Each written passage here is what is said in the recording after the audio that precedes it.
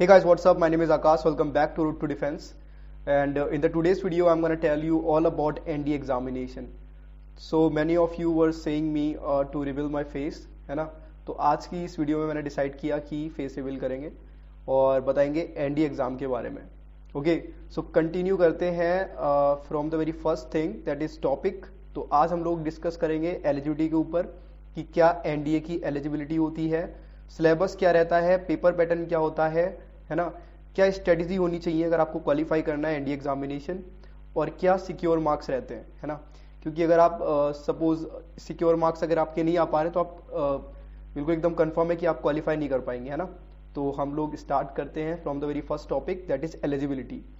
तो देखो, क्वालिफिकेशंस की बात करूं तो जो बच्चे कक्षा 12वीं में पढ़ रहे हैं या फिर उन्होंने पास कर चुके हैं, है ना, अगर कक्षा 12वीं पास कर चुके हैं या फिर वो पढ़ रहे हैं तो वो एलिजिबल है एनडीए के लिए, है ना. बशर्ते जो रिक्वायर्ड एज है वो है आपकी 16.5 ईयर्स टू 19.5 ईयर्स तक, है ना. ये आपका क्राइटेरिया है कि आपकी एज 16.5 ईयर्स से लेके 19.5 ईयर्स तक होनी चाहिए, है ना. 19.5 एक्चुअल में ये 18 तक होता है. ऐसा इसलिए है क्योंकि जैसे ही आप 18 के हो जाते हैं तो आपका अटेम्प्ट 18.5 में लगता है और उसके बाद और आपके पास अटेम्प्ट नहीं रहते हैं. क्यों? क्योंकि जैसे सपोज अगर आपकी एज 19.19 है ना, तो जब तक आपकी एसएसबी होगी तब तक आपकी एज ऑलरेडी 19.5 हो चुकी होगी, इसलिए आप एलिजिबल नहीं रहते. तो ये क्राइटेरिया है कि अगर आप 18.5 तक के भी हैं तो भी चलेगा, ठीक. उसके बाद ठीक है, एक चीज और भी है कि डमी अटेम्प्ट जिसको बोलते हैं.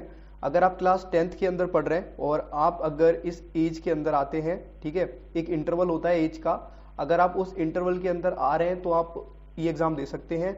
डज नॉट इवन मैटर कि आप क्लास 11th में हैं या फिर 12th में हैं, है ना. तो मैं समझता हूं कि अगर आपकी एज जो है वो इस क्राइटेरिया में है, ठीक है, तो आप एग्जाम दें, भले ही आप क्लास 10th में पढ़ रहे हो या फिर क्लास 11th में पढ़ रहे हो या फिर क्लास 12th में. उससे एक आइडिया लग जाता है कि एग्जाम में क्या क्या पूछा जाता है, कितना टफ होता है, कितना ईजी होता है, बहुत सारी चीजें, है ना. उसके बाद अच्छा ठीक है, अगर क्लास 12th के सारे स्टूडेंट्स एनडीए को दे सकते हैं तो अलग अलग स्ट्रीम होती है, आपको पता है.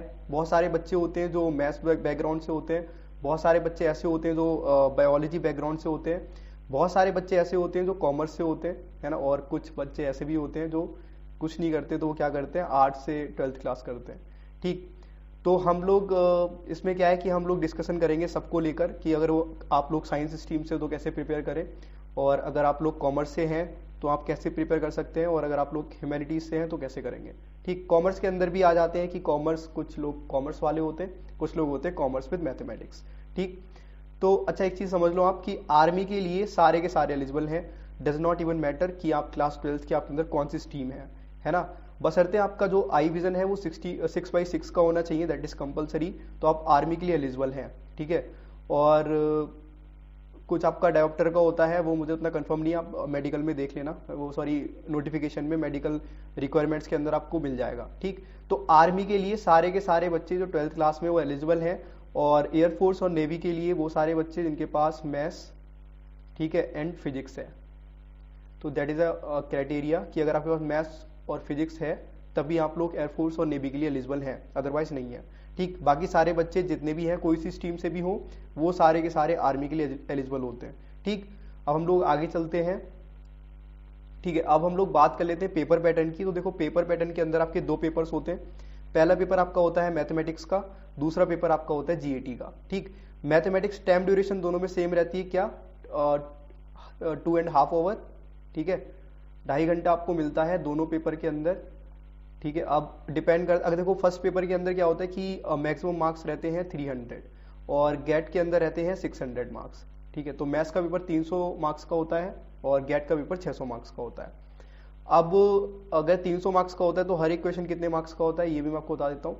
हर एक क्वेश्चन मैथमेटिक्स का 2.5 मार्क्स का होता है, ठीक है, और गेट का जो होता है वो आपका 4 मार्क्स का होता है, ठीक.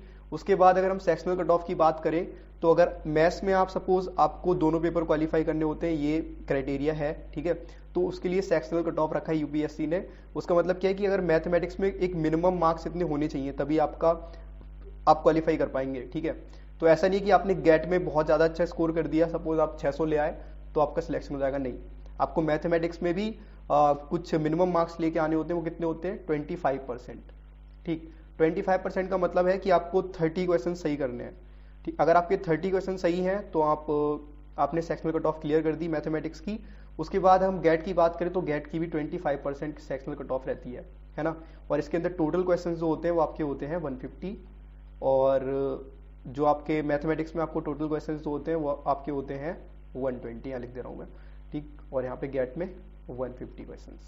ठीक, और गेट के अंदर 4 मार्क्स ईच, और मैथमेटिक्स के अंदर आपका कितना रहता है 2.5 मार्क्स ईच। ठीक, ओके। तो अगर आपने 25% मार्क्स मैथमेटिक्स में आप लेके आ गए, है ना, और गेट के अंदर भी आपने 25% कर दिया, तो इसका मतलब ये नहीं है कि आपने क्वालिफाई कर दिया। क्यों? क्योंकि आपको ओवरऑल कट ऑफ क्लियर करनी होती है, दैट इज एक्चुअली 340 to 360, है ना। तो अगर आपने सेक्शनल कट ऑफ दोनों में क्लियर कर दी है और उसके बाद आपको ओवरऑल कट ऑफ भी क्लियर करनी होती है, अगर आपके 340 से लेके 360 मार्क्स नहीं है, है ना, इसके बीच में अगर आपका नहीं तो आपका नहीं हो पाएगा। ठीक, तो इसमें क्या रहता है कि कुछ बच्चे होते हैं वो मैथमेटिक्स में अच्छे होते हैं, और कुछ बच्चे होते हैं जो जीएटी में अच्छे होते हैं, है ना।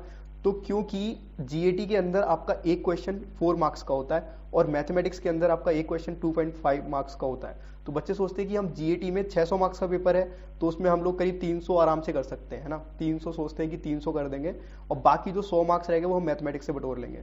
ठीक, तो ऐसा कर सकते हैं आप, बिल्कुल कर सकते हैं आप। 25% मैथमेटिक्स के अंदर कर दें, बाकी जितना आपका देखो, अगर आप 25% अगर आप कर देते हैं मैथमेटिक्स के अंदर तो 30 क्वेश्चन हो गए। 30 क्वेश्चन का मतलब है कि आप लेके आएंगे 75 मार्क्स। ठीक है, अगर आप 30 क्वेश्चन सही कर देते हैं तो आपके 75 मार्क्स आपको मिल जाएंगे। ठीक, अब आपको कट ऑफ के बीच में रहना है तो अब कितने मार्क्स चाहिए आपको? 300 मार्क्स आपको चाहिए हैं कट ऑफ क्लियर करने के लिए। ठीक है, तो आपको 300 मार्क्स किसके अंदर लाने पड़ेंगे? जीएटी के अंदर। ठीक, तो आपको इतने क्वेश्चंस क्लियर करने होंगे कि आप कितना 300 मार्क्स लेके आ सके। ठीक, अगर आप जीएटी के अंदर 300 मार्क्स ले आते हैं और मैथ्स के अंदर 75 मार्क्स ले आते हैं तो आपका क्लियर हो जाएगा। ठीक, उसके बाद अच्छा एक चीज और समझ लो कि 1/4 की माइनस मार्किंग होती है। 1/4 की माइनस मार्किंग, इसका मतलब ये कि अगर आप 4 क्वेश्चन, ठीक है, मैथमेटिक्स के अंदर या फिर 4 क्वेश्चन गेट के अंदर गलत कर देते हैं तो आपका एक सही कट जाएगा। ठीक, तो अगर आप 4 क्वेश्चन मैथमेटिक्स के अंदर मतलब फर्स्ट पेपर के अंदर गलत करते हैं तो भी आपका एक कटेगा, है ना, एक सही जो होगा वो कट जाएगा।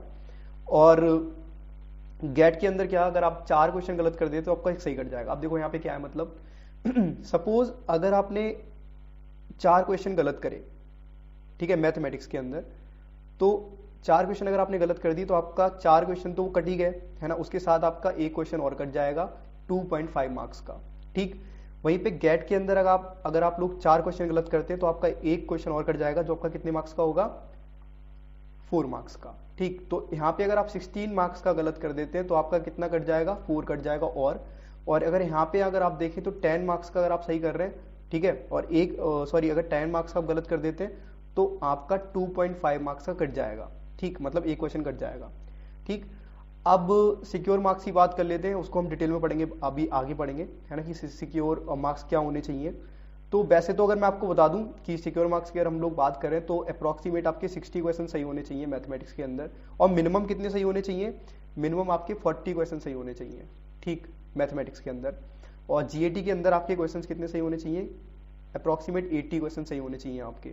ठीक है, तो अगर आप 80 क्वेश्चन सही कर लेते हैं गेट के अंदर और 40 या फिर क्या बोलते हैं आपके 60 क्वेश्चन आप सही कर देते हैं किसके अंदर? मैथमेटिक्स के अंदर, तो आपको क्वालिफाई हो जाएगा। ठीक, आप ओवरऑल कट ऑफ क्लियर कर जाएंगे। ठीक है, उसके बाद हम लोग चलते हैं। ठीक है, अब हम लोग बात कर लेते हैं कि स्ट्रेटेजी क्या होनी चाहिए।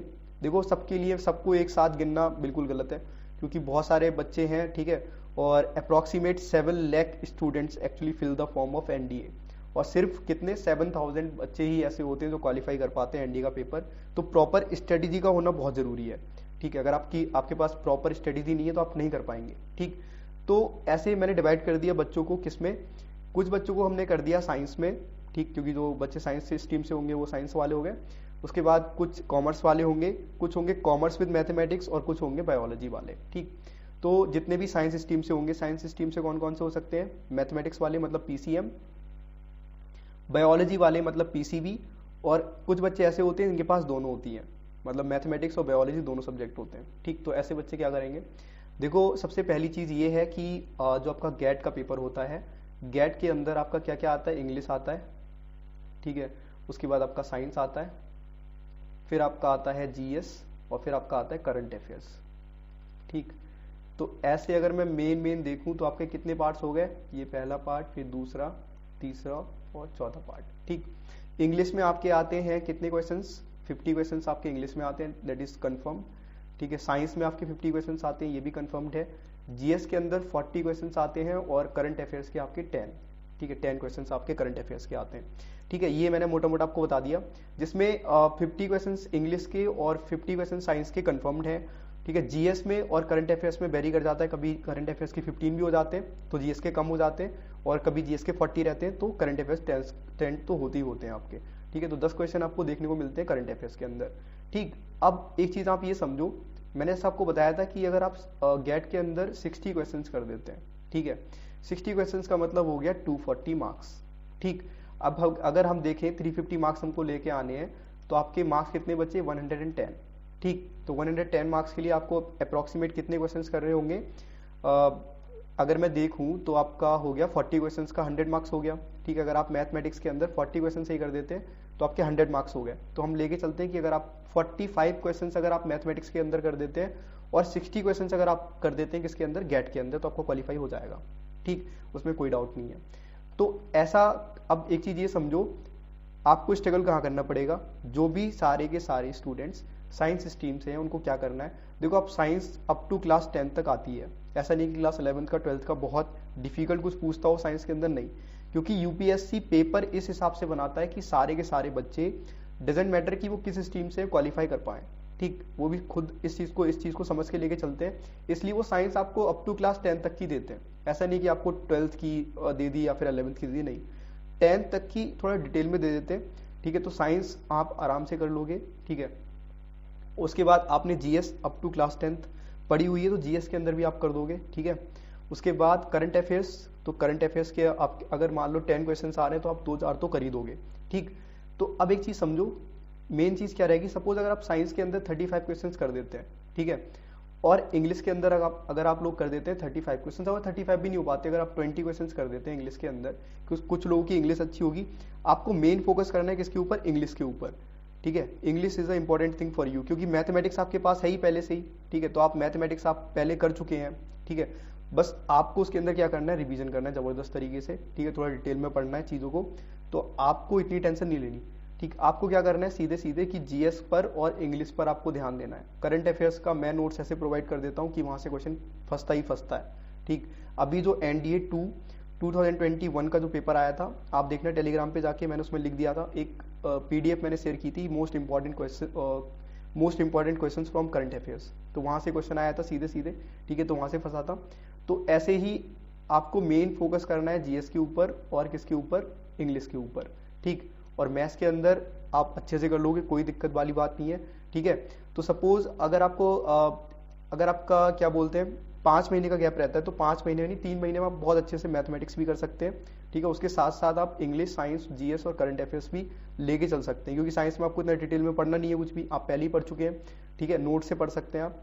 और इंग्लिश का थोड़ा सा रहता है बच्चों का कि इंग्लिश उनकी अच्छी नहीं होती। ठीक, तो इंग्लिश में उनको ध्यान देना, बहुत सारी बुक्स अच्छी अच्छी आती हैं, जैसे एसपी बख्शी हो गई, आप उससे पढ़ सकते हो। रेन एंड मार्टिन आती है क्लास 10th की, ठीक है, हाई स्कूल की, वो भी बहुत जबरदस्त बुक है, आप उससे पढ़ सकते हो। हमारे नोट से भी पढ़ सकते हो आप, आरटीडी के नोट्स हैं। ठीक है, अगर आपको नोट चाहिए तो आप इंस्टाग्राम पे जाके सीधे सीधे रोड टू डिफेंस पे डीएम कर दे, आपको वहां से इंफॉर्मेशन मिल जाएगी। ठीक, तो पीसीएम वालों के लिए अब ठीक है, पीसीबी का आता है, पीसीएम वालों को समझ में आ गया होगा। पीसीबी, अब देखो एक चीज कि सारे साइंस वाले बच्चों के लिए साइंस पढ़ना बहुत ईजी है, करंट अफेयर्स आप पढ़ लोगे, जीएस का आप कर लोगे, इंग्लिश का रह गया तो मैंने आपको बताया इंग्लिश पे आपको अच्छे से फोकस करना पड़ेगा। ठीक है, उसके बाद बायो वालों बच्चे के साथ, बायो जितने भी बच्चे बायोलॉजी वाले हैं उनके साथ क्या प्रॉब्लम रहेगी कि भाई बायोलॉजी हमारे पास मैथमेटिक्स तो है नहीं, तो हम कैसे कर पाएंगे भला। तो देखो 11th और 12th दोनों की पहले तो एनसीईआरटी लगाओगे आप। ठीक है, एनसीईआरटी करने के बाद में फिर आप जाओगे रेफरेंस के ऊपर, तो रेफरेंस के आप चैप्टर वाइज खरीद लो। ठीक है, मैं नहीं कह रहा कि पाथफाइंडर ये सब खरीदो ना, चैप्टर वाइज सीधे सीधे खरीद लो, जो प्रीवियस ईयर का आता है अरिहंत का, बहुत जबरदस्त है। ठीक है, उसको अगर आप लगा लोगे तो आपका क्वालिफाई हो जाएगा। अब इसमें क्या है कि सपोज बहुत सारे बच्चे ऐसे होंगे जिन्होंने मतलब मान लो अपने एनसीईआरटी कंप्लीट कर ली, ठीक है। तो एनसीईआरटी कंप्लीट कर लिया, आपको लगेगा आप क्वालिफाई कर दोगे, नहीं हो पाएगा, ठीक है। 40 क्वेश्चंस करना भी नॉट अ इजी टास्क, बहुत आसान पेपर नहीं आता मैथमेटिक्स का, मैं आपको क्लियरली बता दूं, ठीक। तो आपको क्या करना पड़ेगा, पीसीबी वाले बच्चे जितने भी हैं वो आप 3 मंथ्स का लेके ना चलें कि आप 3 महीने में कर लेंगे, नॉट पॉसिबल एट ऑल। अगर आप बहुत ज़्यादा सच में इंटेलिजेंट है, इतने ज़्यादा स्मार्ट है कि आप कर सकते हैं तो बहुत अलग बात है, लेकिन आप अगर आपको लगता है आप एवरेज हैं तो मैं आपको बता दूं कि 3 महीने में मैथमेटिक्स कंप्लीट नहीं होगी, बिल्कुल भी नहीं होगी, ठीक है, क्योंकि आपने मैथमेटिक्स के अंदर कुछ भी नहीं पढ़ा, ठीक। तो आपको बोर्ड काफ़ी टाइम लग जाएगा मैथमेटिक्स सॉल्व करने में, है ना। तो इसलिए मैं आपको समझता हूँ कि अगर आपके पास सपोज 3 अटेम्प्ट या ज़्यादा 4 अटेम्प्ट भी होते हैं लोगों के पास, तो आपका जो पहला अटेम्प्ट रहेगा आप उसको टारगेट ना करें, ठीक है। उसके लिए आप प्रिपेयर करते रहें, अगर आपको एग्जाम तो देना ही देना है फर्स्ट वाला, जो आपका फर्स्ट रहेगा वो, ठीक है। तो ऐसे में आप क्या करें कि फर्स्ट वाले को टारगेट ना मान के जो आपका सेकंड वाला एग्जाम होगा, ठीक है, एनडीए 1 या एनडीए 2 जो भी रहा आपका, ठीक है, तो उस सेकंड वाले एग्जामिनेशन को टारगेट बना के रखें। क्यों? क्योंकि 3 मंथ्स में आपकी मैथमेटिक्स कंप्लीट नहीं होने वाली है, मैंने बता दिया, ठीक। जितने भी कोचिंग सेंटर है सब जितने भी हैं वो सारे से सारे जिन लोगों का बेसिक्स क्लियर है वो ही समझ पाते हैं वहाँ पे भी जाके। ओके, तो कुछ इस तरीके से आप क्या कर सकते हैं कि पीसीबी वाले बच्चे, ठीक है, नेक्स्ट एग्जाम को टारगेट बना के रखें, सिर्फ 3 महीने में कुछ नहीं होगा, ठीक। तो ऐसे आप करके आपको एटलीस्ट मैं मानता हूँ कि आपको 1 साल का टाइम देना पड़ेगा, ठीक है, अगर आप 7-8 महीने में मैथमेटिक्स कंप्लीट कर पाते हैं, ठीक है। एक अच्छे टीचर का होना बहुत ज़रूरी है, ठीक है। अगर आपके पास मैथमेटिक्स का अच्छा टीचर नहीं है तो आपसे बिल्कुल भी नहीं हो सकता, ठीक, नहीं हो पाएगा, नॉट पॉसिबल एट ऑल, क्योंकि आपने मैथमेटिक्स के अंदर कुछ भी नहीं पढ़ा, ठीक। उसके बाद पीसीएमबी वाले जितने भी बच्चे होंगे, ठीक है, उनके लिए तो कुछ नहीं है कि आपको चैप्टर वाइज उठाना है, that is Bible for you, उठा लो उसको लगा लो, ठीक है। उसमें क्या है मैं आपको बता दूं, सबसे इंपॉर्टेंट चीज ये है कि स्टार्टिंग से लेके 2010 तक के आप लगा लें, ठीक है, सॉरी 2010 तक के आप लगा लें, और इधर आपके जो हैं वो आप 2017 से लेके, ठीक है, 2021 तक के सारे लगा लें, ठीक। उधर 2010 तक के, ठीक है, और इधर 2017 से लेके 2021 तक के, ठीक। तो 2006 से लेके या फिर उससे पहले भी आपको दिशा के अंदर मिल जाएंगे, दिशा का जो मैथमेटिक्स का है, थोड़े से एरर हैं बट कोई दिक्कत नहीं, चलेगा, ठीक, आप कर पाएंगे उससे। Okay, so this is the strategy for science students, ठीक है। बाकी ऐसे हवाबाजी करने से कोई फायदा नहीं है कि ये हो जाएगा, मैं ये करा दूंगा, हमारे कोचिंग सेंटर में आओ, ये करो, वो फालतू की बातें, सब बकवास है, ठीक। जो भी कुछ करोगे आप खुद से ही करोगे, कोचिंग सेंटर वाले कुछ नहीं करते, ठीक है। जितनी भी कोचिंग्स हैं वो सिर्फ सपोर्ट, एक आपको गाइडेंस दे देते हैं, बाकी आपको खुद से करना पड़ता है। तो ऐसा नहीं है कि कोई कोचिंग सेंटर आपको क्वालिफाई करवा देगा, नहीं, ठीक। बाकी एक ये भी बहुत बड़ी हवाबाजी चल रही है कि आप रैंक ला सकते हैं 600 मार्क्स ला के, ठीक है।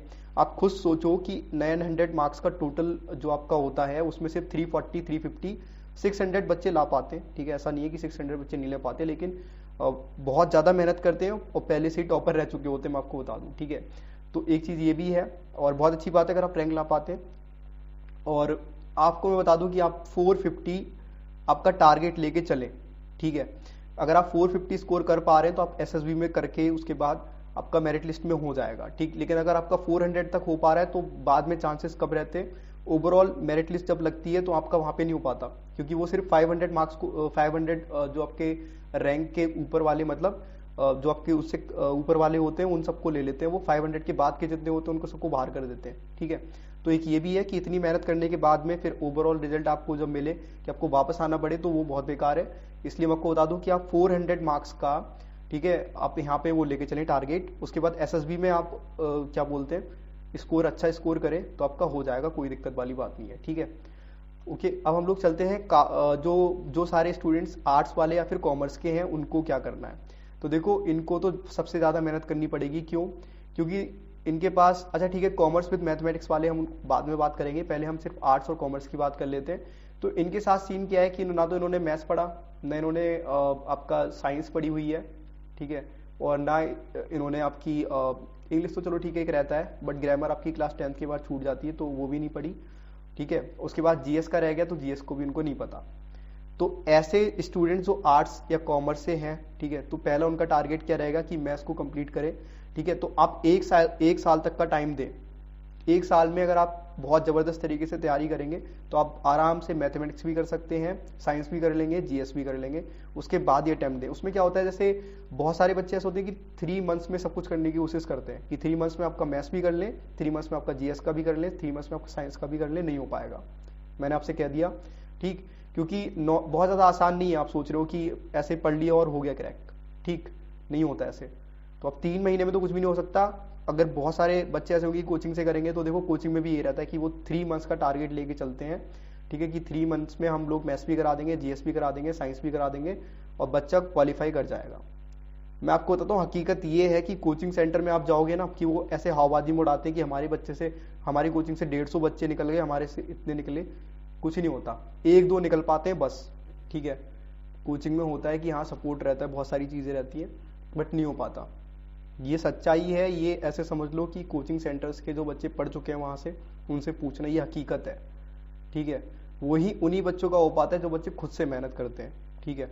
और हर कोचिंग में क्या रहता है कि बहुत सारे मतलब ऐसे हाइप उड़ा देते हैं कि ये कर रहे हैं हम, वो कर रहे हैं, कुछ नहीं होता वहाँ पे, ठीक। तो ऐसे आप क्या कर सकते हैं कि आर्ट्स और कॉमर्स वाले बच्चे जो भी हैं, वो मैथ्स, साइंस, जीएस और इंग्लिश सबको फोकस बना के चलें, है ना। इंपॉर्टेंट चैप्टर्स उठा लें मैथमेटिक्स से वेटेज के हिसाब से कि किसमें ज़्यादा वेटेज रह रहा है, उनको मैथमेटिक्स के अंदर कर लें। साइंस आप 10th तक की आप पढ़ चुके हैं तो उसको ही आपको रिवाइज करना है। इंग्लिश के अंदर आपको एक कोई अच्छे टीचर से इंग्लिश पढ़ लें, है ना। और अगर आपको ऑफलाइन कोचिंग मिल जाती तो बहुत अच्छी बात है। मैं कभी भी प्रेफर नहीं करता किसी को भी कि आप कोचिंग लेके पढ़ें, क्योंकि देखो ओवरऑल आपको खुद से ही क्लियर करना है। कोचिंग वाले क्या करेंगे, सिर्फ आपके डाउट्स क्लियर कर देंगे, है ना। और खुद से करोगे, अगर आपको कोई डाउट है, आप नेट पे सर्च करोगे, आप खुद से कोशिश करोगे तो वो आपको याद भी रहेगा, है ना। डाउट ऐसे बहुत सारी चीज़ें होती हैं, तो वो सब चीज़ों से हटके हम खुद पे फोकस करना चाहिए कि हम क्या कर रहे हैं, कैसे करना है ये, ठीक। किसी दूसरे के भरोसे रह के कुछ नहीं होने वाला, ठीक है। तो ऐसे बच्चे आर्ट्स वाले, कॉमर्स वाले जितने भी हैं, वो सारे के सारे मैथ्स में इंपॉर्टेंट चैप्टर्स जो हैं वो देख लें, है ना। क्योंकि देखो आपको 100% सिलेबस कंप्लीट नहीं करना है, ये जान लो, ठीक। तो ऐसे में अगर आप 60% सिलेबस भी कर लेते हो ना, आप कोई रोकने वाला नहीं है कि आपका क्वालिफाई नहीं हो पाएगा। 60% सिलेबस आप उठा लो, मैथमेटिक्स के वो चैप्टर उठा लो, ये सबके लिए है, ठीक है। ये ऐसा नहीं कि आर्ट्स कॉमर्स वालों के लिए हो, सबके लिए कि मैथमेटिक्स के अंदर वो सारे चैप्टर्स आप उठा लें जिनका वेटेज ज़्यादा रहता है, ठीक है। और जीएस के history, geography, political science, economics का थोड़ा बहुत पोर्शन आता है, ठीक है। बाकी वो करंट अफेयर्स में ऐड हो जाता है, ठीक है। तो उसमें कोई ज़्यादा है नहीं, आपको कुछ नहीं करना। मेन आपका मोटिव क्या है कि मैथ्स की आपको सेक्शनल कट ऑफ क्लियर करना है और गेट में अच्छा स्कोर करना है, या फिर मैथ्स में बहुत अच्छा स्कोर कर लो तो गेट का सेक्शनल कट ऑफ क्लियर करना है, ठीक है। ये ऐसा एम होना चाहिए। जैसे हाई बाइप के चक्कर में मत पड़ना कि हमें रैंक ये 700-500 ये करना है, ठीक है। You have to just qualify the examination, है ना, विद गुड मार्क्स, ठीक।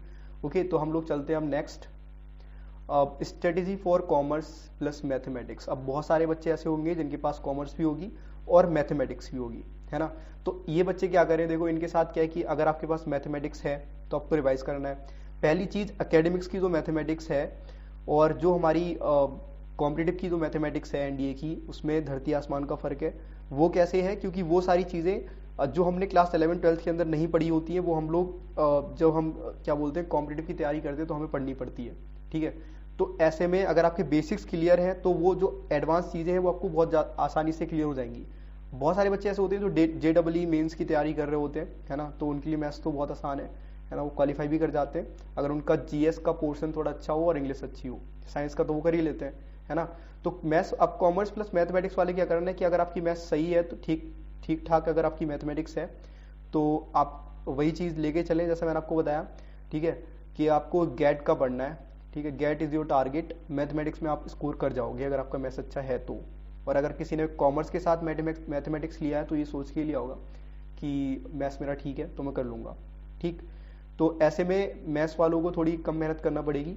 और गेट के अंदर आप क्या करें, वही जो आपका इंग्लिश का रह गया, है ना, तो आपको इंग्लिश अच्छे से करनी है। और साइंस आपको अप टू क्लास 10th पढ़नी है। और बाकी आपका जो जीएस का रह गया उसके अंदर आप हिस्ट्री के अंदर मॉडर्न उठा लें, ठीक है। और एंशिएंट से बहुत थोड़ा बहुत पूछा जाता है, ठीक है।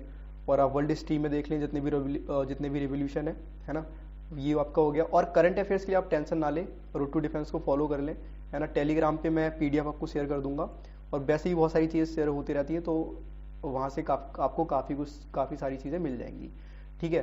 तो ये आपका हो गया किनका, कॉमर्स विद मैथमेटिक्स वालों का, ठीक, कि आपको गेट पे फोकस करना है, मैथ्स पे भी करना है, ऐसा नहीं कि आपको मैथ्स नहीं करना है। और वही मैं आपको बताऊंगा सबके लिए क्या है कि आप 2010 तक के जितने भी आपके जो पेपर हैं वो सारे सॉल्व कर लें, आपके PYQ जितने भी हैं। और इधर आप 2017 से लेके बाद तक के जितने भी हुए हैं अब तक 2021 एनडीए सेकंड तक सारे के सारे पेपर को सॉल्व कर लें आप, ठीक है।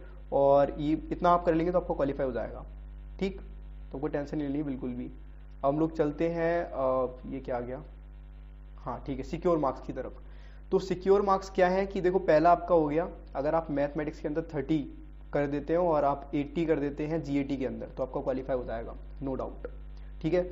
उसके बाद दूसरा आपका था कि अगर आप सपोज ऐसे बच्चे होंगे जिनका मैथ्स अच्छा नहीं होगा, गेट अच्छा होगा, तो मैथ्स में अगर वो 30 कर देते हैं, 30 एक्चुअली 25% कर देते हैं बिना किसी मतलब एकदम से कह सकते हैं कि positively without any negative marking, है ना। तो आपके अगर 30 आपके सही हो रहे हैं 30 क्वेश्चंस तो आपका मैथ्स का सेक्शनल कट ऑफ मतलब आपका मैथ्स पेपर क्लियर हो गया, ठीक।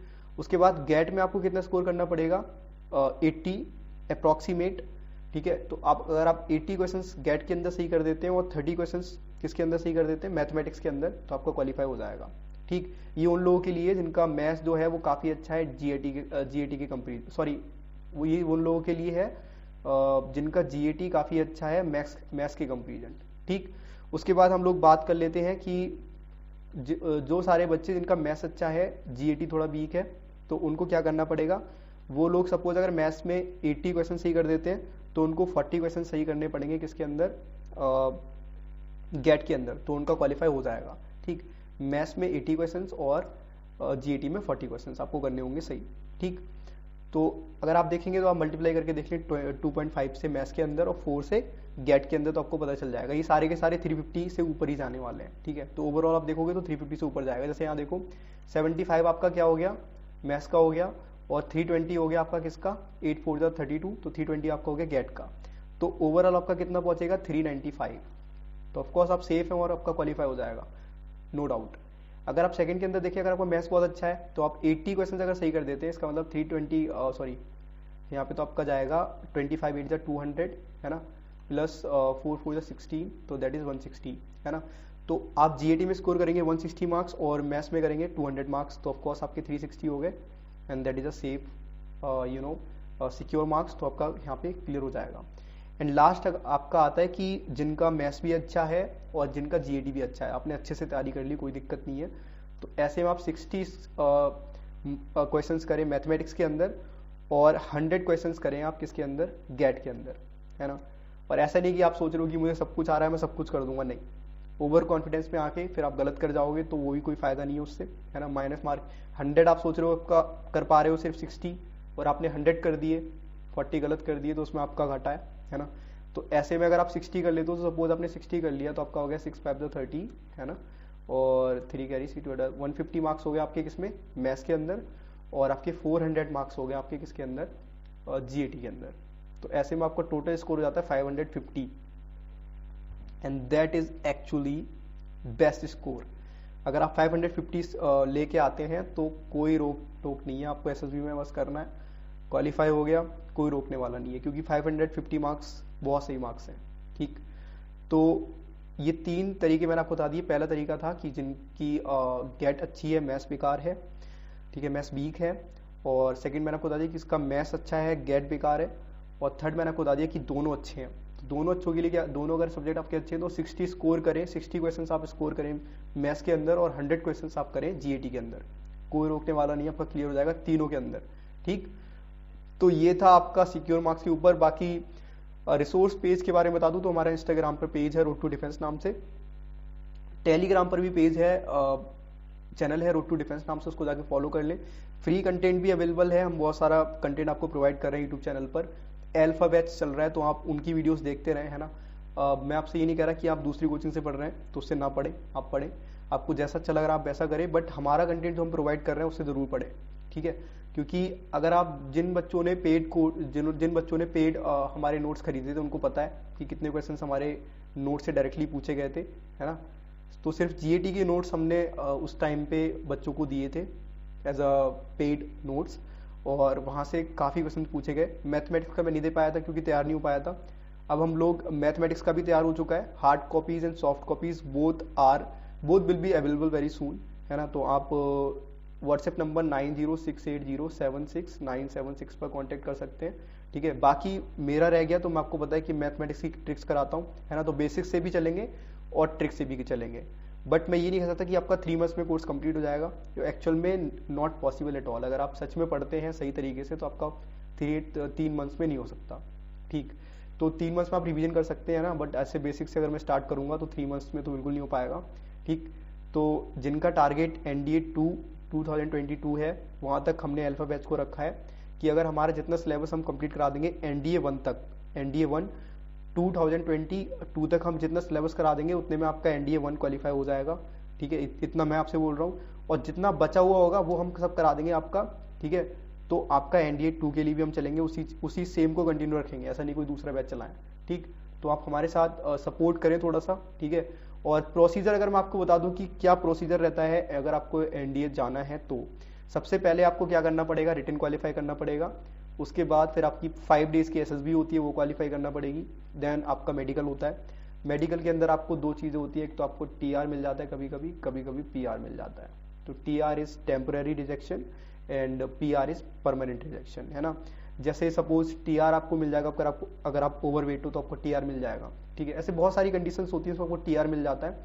और PR ऐसी बहुत सारी कंडीशंस होती हैं जिसमें PR मिलता है डायरेक्टली, है ना। जैसे कि सपोज अगर आपको आपकी जो क्या बोलते हैं नेजल सेप्टम अगर आपकी डेविएटेड है ना, जो आपकी नाक की हड्डी होती है अगर आपकी वो डेविएटेड है तो उसमें परमानेंट रिजेक्शन मिलता है, ठीक। तो ये आपका TR PR का हो गया। और अगर आप मेडिकल भी क्वालिफाई कर जाते हैं फिर आपकी लगती है मेरिट लिस्ट, है ना। तो इसमें क्या होता है, ये मौत का फरमान है एक्चुअली। और ये मौत का फरमान जब आपका आता है तो बहुत सारे बच्चे जिन्होंने बहुत मेहनत करी होती है बट वो 500 से ऊपर होते हैं, और सॉरी नीचे होते हैं इन द सेंस कि 500 1 2 3 4 5 ऐसे, तो उनका नहीं हो पाता, ठीक। तो अगर आप 500 तक आ जाते हैं, है ना, तो आपका हो जाता है। और 500 ऊपर से अगर आप नीचे जा रहे हैं, मतलब 501 या उसके आगे जा रहे हैं, है ना, तो आपका नहीं हो पाएगा। उसमें क्या रहता है कि सपोज अगर किसी ने, तो ऐसे में क्या है कि अगर आप सपोज कि किसी की रैंक 450 है ना, तो क्या होता है कि अगर वो सपोज वो उसका सिलेक्शन हो गया, है ना, और बाई चांस अगर उसको नहीं जाना है NDA, उसको कुछ और करना है, तो ऐसे में वो क्या करेगा कि वो वहाँ से आपका जो भी है कॉल ऑफ लेटर जो भी कुछ होता है वो दे के वहाँ से, है ना, वहाँ से निकल जाएगा। तो जब वो वहाँ से निकल जाएगा तो फिर आपके चांसेस रहेंगे, जो 501 वाला होगा उसके चांसेस रहेंगे कि उसका वो NDA जा सकता है, क्योंकि वहाँ पे एक बच्चा ऐसा है जो नहीं करना चाह रहा है, ठीक है। तो ऐसे में फिर मेरिट लिस्ट में आप समझ जाओ कि अगर आप 500 से ऊपर हो तब आपका हो पाएगा, नीचे हो तो नहीं हो पाएगा, ओके। नाउ अदर थिंग, फिर उसके बाद ज्वाइनिंग होती है आपकी बल्ले बल्ले, एंड देन रगड़ा होता है। तो रगड़ा is something that you will understand कि ये तो आपको तभी समझ जाओ कि बहुत ज़बरदस्त चीज़ है ना। तो जब आप ज्वाइन कर लोगे उसके बाद आपको समझ में आएगा रगड़ा क्या है, ठीक है। तो तब तक के लिए बस इतना ही था आज की वीडियो में, है ना। चैनल को सब्सक्राइब कर लो। Thank you for watching the video. And जिन लोगों के क्वेश्चंस हैं वो आप ड्रॉप कर दो नीचे कमेंट बॉक्स में, है ना, मैं आपको रिप्लाई कर दूंगा। और हमारे चैनल को सब्सक्राइब करो। Thank you so much, bye bye.